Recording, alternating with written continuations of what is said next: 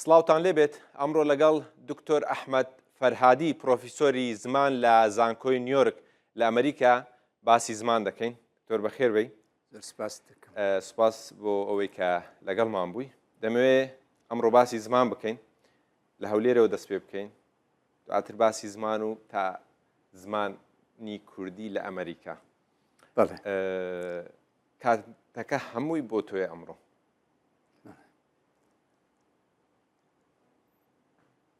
وەزیری دەرەوەی ئەمریکای پێشوو هێنری کەسنجەر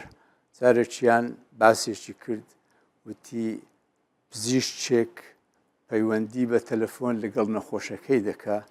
دەڵێ دوو خەبەرم پێیە، یەکیان خراپ یەکیان باش، بە باشەکە دەست پێ بکەم، بەخوا تۆ تەنها 4 ڕۆژ ماوە لە ژیان. دەڵێ دکتۆر جان ئەگەر خەبەرە باشەکە ئەوێ بێ، ئەدی خراپەکە چییە؟ دەڵێ بەخوا لە پێرەوە خەریکم لە تەلەفۆن وەڵامت نییە. جەواب زانم بارودۆخی زمانی کوردیش ئەگەر وا بڕوا ئێستا باش نییە، خراپە، وابزانام خراپتریش دەبێ. ئەوەی ئێستا دەیبینین دیاردەیەکی زۆر سەیرە، چونکە لە کۆنەوە لە 60ەکان 1960ەکان 1970ەکان سەیریان کرد، عەرەبیەکی زۆر لە ناو زمانی کوردیدا هەیە. جوولانەوەیە کە بوو بە ناوی پەتیگەری، ویستیان هەر ئەوەی عەرەبیە لە ناو زمانی کوردی لای بن و بیکەن بە کوردی. ئەمە شتێکی زۆر باش نەبوو، چونکە زۆر شتێ ناچارین بەکاری بێنین لە زمانی تر، لە زمانی کوردی خۆی. و ئێستا کە بە پێچەوانەی ئەوە دیاردەیەکی تازە دەبینین کە بەڕاستی زۆر باش نییە، خەریکن تاوەکو پێیان دەکرێ وشەی بێگانە، بە تایبەتی وشەی زمانی ئینگلیزی لە شوێنی وشەی ڕەسەنی کوردی دابنێن. ئەگەر نەمان بێ ئەوە ناچارین لە زمانی تروەری بگرین. ئێستا باسی ئەوەش دەکەم، بەڵام کە خۆمان وشەی ڕەسەنی کوردیمان هەبێ، پێویست ناکە لە زمانی بێگانەوەری بگرین. ئەگەر مەبەستەکە ئەوەیە، ئایا ئەگەر ئێمە زمانی کوردی پڕ بکەین لەو شەو زاراوەی بێگانەی وەکو دیلیڤەری و میتینگ و ئیڤێنت و پێیج و ئەم شتانە، ملەتی کورد ئینگلیزیەکە فێر دەبێت، چونکە فێربوونی زمانی بێگانە ئاوا نابێ، و نە کوردیەکەش وەک خۆی دەمێنێتەوە. و ڕاگەیاندنی کوردی دەورێکی زۆر زۆر باڵای هەیە، دەتوانن ئەم شتە ڕاست بکەنەوە. مامۆستا ئەو شانەی باس کرد تۆزە پێویستە و چەمکانە ئێستا هێمن و هەژار و مەسعود محەممەد و نالی و مەحوی و حاجی قادر و ئەوانە هەستنەوە لە موشانە تێدەکەن؟ نەخێر، چونکە وا زمانەکە بەرەبەرە دەبێتە زمانێکی بێگانە. زۆر کەسان دەناسم لێرە دەڵێن ئەرێ ئەوە ئەو تازە ئیجادە وشەی پۆنت چییە؟ هەوکم وشەی پۆنت گۆمە، گۆم. لەبەرچی ئێمە وشەی پۆنت بەکاربینین لە پێناوی ئەوەی بێگانەیەک تێمان بگە. من ناچارم خۆم فێری زمانی ئینگلیزی بکەم، یان ئەو کەسە پێویستە ناچار بکرێ فێری زمانی کوردی بێ، نەک زمانی خۆم شەت و پەت بکەم، سەقەتی بکەم لە پێناوی ئەوەی ئەوە دەزانن دریڤەری مەبەستەکە چییە لێرەدا، یان وشەی باشە. ئەگەر وشەی کوردیمان نەبوو، ناچارین لە زمانی تروەری بگرین. یەکەم زمان و نزیکترین زمان زمانی فارسیە، چونکە فارسی و کوردی زمانی هیندۆ ئەوڕۆپین. تورکی هیچ پەیوەندێکی بە زمانی کوردیەوە نییە، عەرەبی هیچ پەیوەندێکی بە زمانی کوردیەوە نییە. بەڵام عەرەبی بەهۆی پەیوەندیەکی زۆر بتەو لە نێوان ئاینی ئیسلام و لە نێوان زمانی عەرەبی، ئێستا هەر کوردێک کە نوێژ دەکا ناچارە فاتیحە بە عەرەبی دەخوێنێ. ئەمە شتێکی جیاوازە. جا ئێمە چی دەکەن؟ یەکەم جار کوردی بە هەموو جۆرێک، کوردی نەبوو فارسی نەبوو، دوو ڕێگەمان لە پێشە. باوترین وشە لە زمانەکانی تر وشەی تەلەڤیزیۆن هەموو دنیا بەکاری دێنێ، بەکاری دێنێ، ڕادیۆ هەموو دنیا. پێی ناوێ ئێستا شتێکی تازەی بۆ دروست بکەین لە هەر زمانێک بێ. ئێستا ئێمە دەڵێن شەمان دەفەر، شەمان دەفەر وشەیەکی فەڕەنسیە، شومان دوفێغ، یعنی ڕێگای ئاسنین. ئەوە لە کۆنەوە هەروە ڕۆیشتووە. نایگۆڕم، نایکەم بە کوردی، بەڵام کوردی هەبێ بەکاری دێنم نەبێ ئەچم بۆ فارسی نەبێ اینجا زمانانی تر جاروباش پێویستمان دەبێ وشەیەکی تازە دابتاشین وەکو ژینگە پێشبینی پێشنیاز زمانی کوردیدا نەبوون بەڵام بۆ پرسیاری جەنابەت هەژار و شاعیرانی پێش و مەحوی ئەم زمانە ئێستا تێناگەن و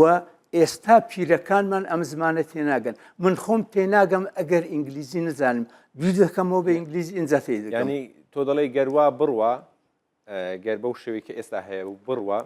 بۆ ئەوەی کەسێک لە زمانی کوردی بگا لە داهاتوو دەبی خۆی فێرە ئینگلیزی بکە و زە لە کوردی بکە دەبێت ئەو زمانێک کە لێ وەرگیراوە جا ئێستا ئینگلیزی زۆر باوە زیاتر فراوان بن لە ئینگلیزی زۆر باوە بەڵام خۆ ڕێکلام لە چی وەرگیراوە لە فەڕەنسی وەرگیراوە بەڵام کورد لە ڕێگای تورکەوە وەریگرتووە چونکە تورک دەڵێن ڕێکلام خۆی فەڕەنسیە ڕێکلام بڕگەی دووەمی تونترە لە فەڕەنسیەوە هاتووە بۆ تورکی لەوێ و هاتووە بێمە لە کوردی ئەمە دەتوانین بڵێن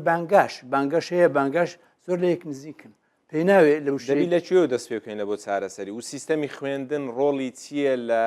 مانەوە و خاوێن ڕاگررتنی زمان سیستمی خوێندن دەورێکی زۆر باڵای هەیە و ڕاگەیاندنی ئێستا زۆر دەورێکی باڵاتریشی هەیە من تەنها باسی ئەو شتانم کرد کە زۆرم پێ باش نییە بەڵام شتە باشەکەی کە دەیبینیم ئێستا ڕاگەیاندنی هەرێمی کوردستان کە خۆی کورد خۆی بەڕێوە دەبا بەڕاستی یەکەم جارە کە ئێمە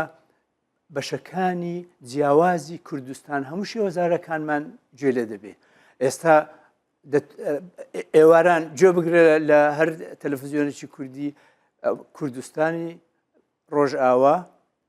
باکوور ڕۆژهەڵات باشوور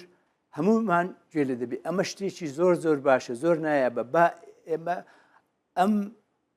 دەرفەتە بقۆزینەوە بۆ ئەوەی کوردێکی باشیان فێر بکەین نەک کوردێکی پڕ لە ئینگلیزی ئینگلیزەکەش سەرمان لێشەوە ئێستا باش وشەی زۆر کە وشەیەکی کوردیە دەڵێن کواڵیتی ئەمە شێوەی ئەمریکیە بەریتانی دەڵێ کواڵیتی ناڵێ کواڵیتی من لە بەریتانیشم خوێندووە لە ئەمریکاشم خوێندووە جەنابەت حیفەکەت لەوەیە کە ئەمە وشەمان هەیە بەڵام بەکاری ناهێنین ئەگەر وشەش نەبوو دەکرێت هەندێک وشەی جیهانی وەرگن وەکو ئەوەی کە باس کرد تەلەڤیژن رادیۆ یان چەند شتێکی دیکە زۆر شت کۆمپیوتەر ئێستا دنیا دەڵێ کۆمپیوتەر پێینا من تازە عەرەب ئێستا پێی دەڵێن حاسوب کەس حاسوب بەکار نایێنێ ئەمە ڕۆیشتووە بەڵام ئێستا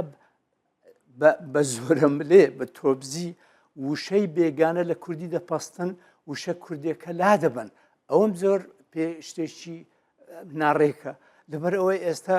ئەو کەسانێک کە زمانی بێگان نازان وشە تێناگەن هەر ڕۆژێ وشەیەکی تازە زیاد دەکەن وە دەزانن ئەگەر هات و کوردیمان پڕ کرد لە ئینگلیزی فێری ئینگلیزی دەبین ڕاز نییە شێوەی فێربوونی زمانی بێگانە زۆر جیاوازە لەوەی تەنها وشە فێربی تۆ وشەکانی فەرهەنگ قاموس هەمووی لە بەرکەی تۆ زمان نازانی ئەو تاقیکردنەوەی کە ئێستا هەنە پێیان دەڵێن OPI Oral Proficiency Interview ئەمە ئەگەر هەموو وشەکان بێ ئەوەی لێکیان بدەی بیان کەی بەڕستە تۆ لە سەرەتاش داناندرێ تۆ نمرەی چی وەردەگری نۆڤیس کە هیچ شتێک نازانێت مامۆستا یەکێک لە بناغە هەرە سەرەشیەکانی مانەوەی هەر زمانێک بەخاوێنی زمانی گوندی ئەو زمانەیە ئەو زمانێکە لە گوند بەکاردێ ئەو زمانێکەوە لە ناو ماڵ و مەسەلەن بە بەکارهێنانە ئامەکە کە دەڵێن خەڵکی ئاسایی کۆڵان بەکاری دێنێ ئەوانە یەکێکن لە پایە بەهێزەکانی مانەوەی هەر زمانێک بەخاوێنی وایە خۆی ئەوانەی لە گوندەکان دەژین تێکڵاویان لەگەڵ زمانی تر نییە وەلو ئێستا ڕاگەیاندن وای کردووە تێکەڵاویان هەیە و ئەو کەسانەی کە خوێندەواریشیان نییە لای ئەوان زۆر شت هەیە کە لای ئێمە نەشماوە ئەو ڕۆژە دکتۆرێکی برادەرتی لە کۆندایان گوت ڕاوێژی پێ بکە لە ڕاوێژ ئێستا دەڵێن ڕاوێژکار ڕاوێژی پێ بکە وشەیەکی کوردی ئێستا پێویست بەوە ناکە وشەیەکی تازە بۆ دابتاشین بەڵێ جا لەسەر ئەو پرسیارەی بەڕێزت ئەتاتۆر گویستی زمانی تورکی بگۆڕێ چەند کەسانێکی چەند زانستێکی زمانی هێنا بۆ لای خۆی بابەتەکە دوور و درێژە زۆر کورتی دەکەمەوە پەیوەندیدار بێ بە پرسیارەکەی بەڕێزت وتی چەندمان پێدەچێ بۆ ئەوەی زمان بگۆڕین یان 5 ساڵ وتی نەخێر ئێمە دەیکەن بە 3 ساڵ لە پاشدان 3 ساڵەکەش کەمتر خایاند بەڵام یەک لە ئامۆژگاری زانستەکانی زمان چی بوو بڕۆن بۆ گوندەکان وشەکانی تورکی ڕەسەند بدۆزنەوە اینجا دەربارەی بدوێن نەک ئەوانەیە کە ئێستا چونکە چەند تورکیا چەند دەستا و دەستی کرد زمانی بێگانە زۆر بوو لەوێ وشەی بێگانە زۆر بوو بەڵام ئەو ئیشەی کە زۆر کردەوەی باش بوو کە لە گوندەکان وشەی کۆنیان کۆر کردەوە نەکەر وشە زارەوە و تعبیراتیش بەڵام ئەوەی ئەتاتۆر کردی شتێک بوو کە هیوادارم لە کوردی هەرگیزا و هەرگیز ڕوونەدا نووسینی زمانی تورکی کە پێشتر تێکەڵاو بوو تێکەڵەی چی بوو فارسی و عەرەبی بوو کردی بە لاتینی 600 ساڵ ئەرشیڤی عوسمانی ئێستا هیچ تورکێک تێیناگا پێویستە هەر تورکێک لە ئەرشیڤ عوسمانی ئیش بکە کە مێژووی ئەو ملەتەیە فێری عەرەبی بێ و فێری فارسی بێ جا نامانەوشتی ئەوە ڕووبدا کە زمانی ئێمەش لە دوا ڕۆژ ئەو زمانەی کە ئێمە فێر بووین لە هێمنەوە بۆمان ماوەتەوە لە مەحوی بۆمان ماوەتەوە لە شاعیرانی تر بۆمان ماوەتەوە بگۆڕێ بۆ پاراستنی زمانەکەمان و چارەسەرکردنی ئەو برینانەی هەیتمان ڕوو لە گوندەکان بکەینەوە ڕوو لە ئەوانە بکەینەوە کە خوێندەواریان نییە بۆ ئەوەی بتوانین سوود لەو وشانە وەرگین کە لە ناو فەرهەنگی کوردی هەیە چکە فەرهەنگی کوردی فەرهەنگێکی دەوڵەمەندە پێویستمان بەوە نییە وشەی نوێ بینینە ناو زمانەکەمان بە تایبەتی ئەوانە ئینگلیزی و ئەوەی دیکەشکە هەیە ستانداردی جیهانی لەسەر ئاستە گشتێکە دەتوانین بەکاری بێنین مامۆستا دەمێ پرسیارشکە لێ بکەم پرسی زمان هەویرەکە ئاوی زۆر دەچێشێ دەرفەت هەبێ حەز دەکەم لە داهات و زۆر زیاتر قسەی لەسەر بکەین جەنابەت لە وەزارەتی دەرەوەی ئەمریکاش بە زمانی کوردی لە بۆ بەشی زمانی ئەوێ زیاد کردووە ئەگەر بۆمان باز بکەی چۆن بوو پێشەوەی ئەو پرسیارە وەڵام بدەمەوە پرسیارەکەی پێشتر ڕاستە ئەرۆکو باسمان کرد کە زمانی کوردی بڕۆن بۆ گوندەکان لەگەڵ ئەو کەسانە بە تایبەتی ئەوانەی زمانی تر نازانن نیان وەربگرن بەڵام هەمووی ئەوانەش ڕاست نیە زۆر جاشتیان لە عەرەبی وەرگرتووە ئێستا عەرەبیەکە تەواو نییە دەمە بەسەن ئێستا زۆر کورد هەیە فقەتی عەرەبی کردووە بە فەتەق ئەمە پێی ناوی بڵێن فەتەق ئەڵێن بەڵام ئەوە یەک دووەم ئێستا زۆر وشەی تازەی تەکنۆلۆژی دێتە ناو زمان لە زمانی کوردی نییە وشەی ڕەسەنمان نییە وشەی نزیکە بێ بەکاری دێنین وشە نەبێ وشەکە چۆنە بیری لێ دەکەین و لە زمانێک وەری بگرین ئایا لە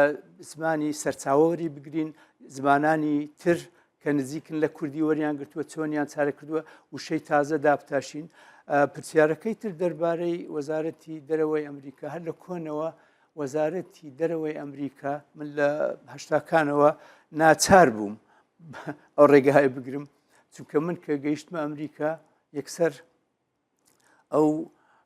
زەمالەی پێم بەخشرا بوو بووە خوێندنی دکتۆرا هەڵیان وەشاندەوە تاوەکو ئێستاکەش یەک دینارم لە حکوومەتی بەغدا وەرنەگرتووە چەندە من بۆ دکتۆرا بووم دکتۆراشم تەواو کرد و ماجستێریشم تەواو کرد و کاریشم دەکرد لەوێ کارەکەم چی بوو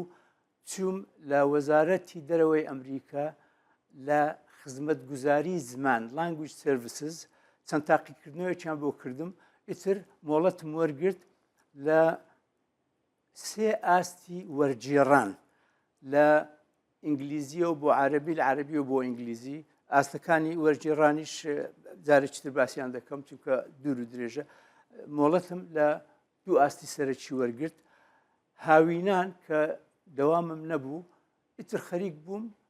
خەریکی وەرگێڕان بووم کەمێک پارەم دەهاتە دەست و ئیتر تاوەکو خوێندنم تەواو کرد وازم هێنا بەڵام کە من بووم بە پرۆفیسۆر لە زانکۆی نیویۆرک لە ساڵی 1990 دامەزرام وازم لێهێنان ئەو کاتێک کە خەریک بوو ڕژێمی سەدام لە ڕوخاندا بوو هەستم کرد زۆر پێویستیان بە منە بۆ عەرەبی بۆ ئینگلیزی بۆ زمانی عێراق منش ئیتر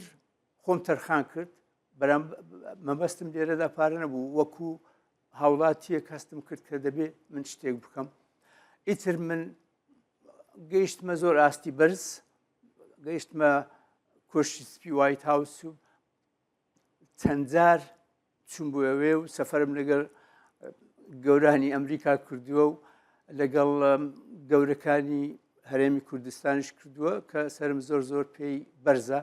بەڵام لەوێدا کوردی نەبوو من کوردیم زیاد کرد و ئەوانەی یەکەم جار کە پێویستیان بە مۆڵەت بوو لە وەزارەتی دەرەوەی ئەمریکا مۆڵەتەکەیان من بەشداریم دەکرد لەوەی مۆڵەتیان پێ بدەم بۆی کوردی بەکاربێنن دەنجی ئەمریکاش هەمان شت کە دەنجی ئەمریکا بەشی کوردی دامەزرا ئەو کۆمەڵی کە یەکەم جار لێ بوون بە پێشکەشکار پێویستیان بە پرۆفیسۆرێکی زمان هەبوو سەیری تاقیکردنەوەکانیان بکات لە ئینگلیزی و لە کوردی ئەوانەی کۆنەکانی بڵێن کە لە ساڵانی نازم 92 شتیوا بە سەرەتای نەواتەکان بوو دەستیان پێکرد هەموویان تاقیکردنەوەکەیان داهاتە لای من هەڵم دەسەنگاندن سرم بەرزەبەوە مامۆستاجان زۆر سپاست دەکەین بابەتی زۆر هەیە قسەی لەسەر بکەین هەر بۆ بەرچاوڕوونی بینەرانیش